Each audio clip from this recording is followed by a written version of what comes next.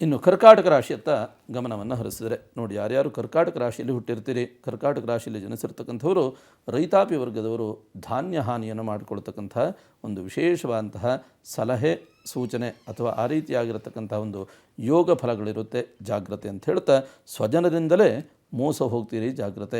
ಮೈಯೆಲ್ಲ ಕಣ್ಣಾಗಿ ವ್ಯವಹರಿಸ್ತಕ್ಕಂಥದ್ದು ಉತ್ತಮ. ನಿಮ್ಮವರೇ ನಿಮಗೆ ಮೋಸ ಮಾಡಿಯಾರು, ಹಾಗಾಗಿ ಜಾಗ್ರತೆಯನ್ನು ವಹಿಸಿ. ಇನ್ನು ದುಷ್ಟ ಜನರ ಸಹವಾಸವನ್ನು ಕೂಡ ಮಾಡ್ತೀರಿ, ಹಾಗಾಗಿ ಸಂಗತಿ ಸಹವಾಸವು ಸನ್ಯಾಸಿಯನ್ನು ಕೂಡ ಕೆಡಿಸುತ್ತಂತೆ. ಹಾಗಾಗಿ ಸ್ವಲ್ಪ ಮಟ್ಟಿಗೆ ಜಾಗ್ರತೆಯನ್ನು ವಹಿಸಿ. ಸಹವಾಸ ದೋಷವೇ ನಿಮಗೆ ಮುಳ್ಳಾದೀತು ಕರ್ಕಾಟಕ ರಾಶಿಯವರಿಗೆ. ಇನ್ನು ಆರ್ಥಿಕವಾದಂತಹ ಒಂದು ಸಮಸ್ಯೆಗಳನ್ನು ಕೂಡ ಈ ಒಂದು ವರ್ಷ ಅನುಭವಿಸ್ತೀರಿ. ವ್ಯಾಪಾರ ವ್ಯವಹಾರಸ್ಥರಿಗೆ ಖಂಡಿತವಾಗಿಯೂ ನಿಚ್ಚಳವಾದಂತಹ ಲಾಭಾಂಶವನ್ನು ಈ ಒಂದು ವರ್ಷ ನಿಮ್ಮ ವ್ಯಾಪಾರಾದಿ ವ್ಯವಸ್ಥೆಗಳಲ್ಲಿ ಕಾಣತಕ್ಕಂಥ ಶುಭಯೋಗ ಫಲಗಳನ್ನು ಸೂಚಿಸ್ತಾ, ಆರೋಗ್ಯದ ಸಮಸ್ಯೆಗಳು ನಿಮ್ಮನ್ನು ಪದೇ ಪದೇ ಕಾಡಬಹುದು, ಜಾಗ್ರತೆಯನ್ನು ವಹಿಸಿ ಆರೋಗ್ಯದಲ್ಲಿ. ಇನ್ನು ವಿದೇಶ ಪ್ರಯಾಣದ ಯೋಗ ಫಲಗಳನ್ನು ಕೂಡ ಈ ಒಂದು ಕರ್ಕಾಟಕ ರಾಶಿಯವರಿಗೆ ಸೂಚಿಸ್ತಾ, ಸ್ತ್ರೀಯರಿಂದ ಧನಾಗಮನವಾಗ್ತಕ್ಕಂತಹ ಒಂದು ಶುಭ ಯೋಗವಿರುತ್ತೆ ಕರ್ಕಾಟಕ ರಾಶಿಯವರಿಗೆ. ದೋಷ ಪರಿಹಾರಾರ್ಥವಾಗಿ ನೋಡಿ, ಮುತ್ತನ್ನು ಶರೀರದಲ್ಲಿ ಧಾರಣೆಯನ್ನು ಮಾಡತಕ್ಕಂಥದ್ದು, ಚಂದ್ರನ ಒಂದು ರತ್ನವಾದಂತಹ ಮುತ್ತನ್ನು ಶರೀರದಲ್ಲಿ ಧಾರಣೆಯನ್ನು ಮಾಡಿಕೊಳ್ಳಿ, ಅದರಿಂದ ಒಳ್ಳೆಯದಾಗುತ್ತೆ. 2, 3 ಮತ್ತು 9 ಈ ಒಂದು ನಂಬರ್ನ, ಈ ಒಂದು ಸಂಖ್ಯೆಯನ್ನು ಹೆಚ್ಚಾಗಿ ಫಾಲೋ ಮಾಡಿ, ಇದರಿಂದ ಶುಭವಾಗುತ್ತೆ. ಬಿಳಿ, ಕೆಂಪು ಮತ್ತು ಹಳದಿ ಬಣ್ಣವನ್ನು ಹೆಚ್ಚಾಗಿ ಉಪಯೋಗಿಸ್ತಕ್ಕಂಥದ್ರಿಂದ ಈ ಒಂದು ವರ್ಷ ಅತ್ಯಂತ ಶುಭ ಫಲವನ್ನು ನಿರೀಕ್ಷಿಸಬಹುದು. ಈಶ್ವರಾರಾಧನೆಯನ್ನು ಹೆಚ್ಚಾಗಿ ಮಾಡಿಕೊಳ್ಳಿ, ಶಿವಾರಾಧನೆಯನ್ನು ಮಾಡಿಕೊಳ್ಳಿ, ಅಥವಾ ಪ್ರತಿನಿತ್ಯ ಶಕ್ತಿ ಪಂಚಾಕ್ಷರಿ ಮಂತ್ರವನ್ನು ಹೇಳಿಕೊಳ್ಳಿ. ಹ್ರೀಂ ಹೇಳ್ತಕ್ಕಂಥ ಒಂದು ಬೀಜಾಕ್ಷರವನ್ನು ಸೇರಿಸಿ ನಮಃ ಶಿವಾಯ ಈ ಒಂದು ಮಂತ್ರ ಪಠನೆಯನ್ನು ಮಾಡಿ, ಅದರಿಂದ ವಿಶೇಷವಂತ ಪರಿವರ್ತನೆಯನ್ನು ಕಾಣ್ತೀರಿ.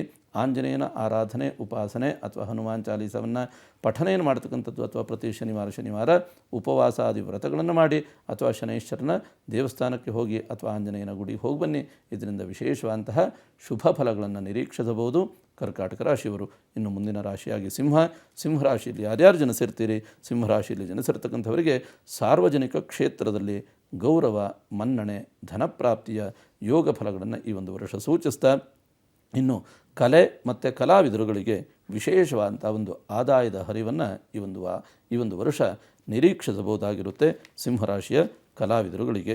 ಇನ್ನು ಮಿತ್ರರಿಂದ ಧನ ಸಹಾಯದ ಯೋಗ ಫಲಗಳನ್ನು ಈ ಒಂದು ವರ್ಷ ಸೂಚಿಸ್ತಾ, ಸಹಕಾರವನ್ನು ಕೂಡ ಮಿತ್ರರಿಂದ ಪಡೆಯುತ್ತೀರಿ, ಅಥವಾ ಮಿತ್ರರಿಗೆ ವಿಶೇಷವಾಗಿ ಸಹಕಾರವನ್ನು ಮಾಡತಕ್ಕಂಥ ಒಂದು ಬುದ್ಧಿಯೂ ಕೂಡ ಪ್ರೇರೇಪಣೆಗೊಳ್ಳುತ್ತೆ.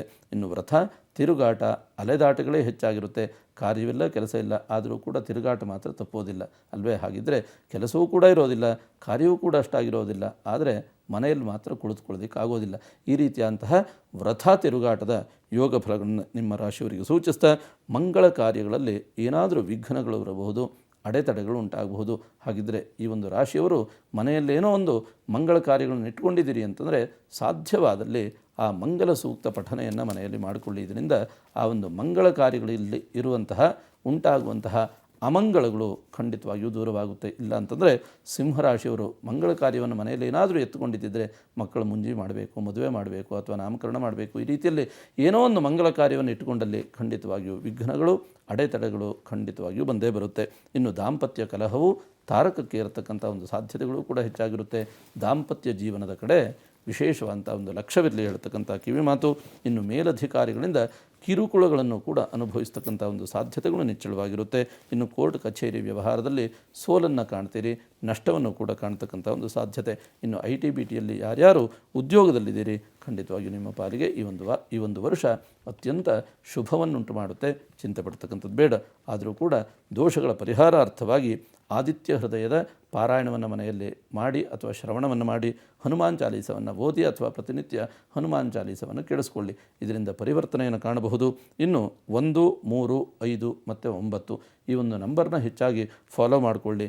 ಮಾಣಿಕ್ಯ ಏನಾದರೂ ಮನೆಯಲ್ಲಿದ್ದರೆ ಆ ಒಂದು ಮಾಣಿಕ್ಯವನ್ನು ಸೂರ್ಯಗ್ರಹದ ಪ್ರೀತ್ಯರ್ಥವಾಗಿ ಶರೀರದಲ್ಲಿ ಧಾರಣೆಯನ್ನು ಮಾಡಿ, ಕೆಂಪು, ಹಳದಿ, ಬಿಳಿ ಮತ್ತು ಹಸಿರು ಬಣ್ಣವನ್ನು ಹೆಚ್ಚಾಗಿ ಉಪಯೋಗಿಸ್ಕೊಳ್ಳಿ, ಇದರಿಂದ ವಿಶೇಷವಾದಂಥ ಒಂದು ಪರಿವರ್ತನೆ ನಿಮ್ಮ ಪಾಲಿಗೆ ಉಂಟಾಗುತ್ತೆ ಅಂತ ಹೇಳ್ತಾ, ಇನ್ನು ಕನ್ಯಾ ರಾಶಿಯತ್ತ ಗಮನವನ್ನು ಹರಿಸಿದರೆ, ಯಾರ್ಯಾರು ಕನ್ಯಾ ರಾಶಿಯಲ್ಲಿ ಹುಟ್ಟಿದಿರಿ, ಕನ್ಯಾ ರಾಶಿಯಲ್ಲಿ ಹುಟ್ಟಿರ್ತಕ್ಕಂಥವರಿಗೆ ಈ ಒಂದು ವರ್ಷ ವಾಹನ, ವಸ್ತ್ರಾಭರಣ ಖರೀದಿಯ ಯೋಗ ಫಲಗಳನ್ನು ಈ ಒಂದು ವರ್ಷ ಸೂಚಿಸಬಹುದು.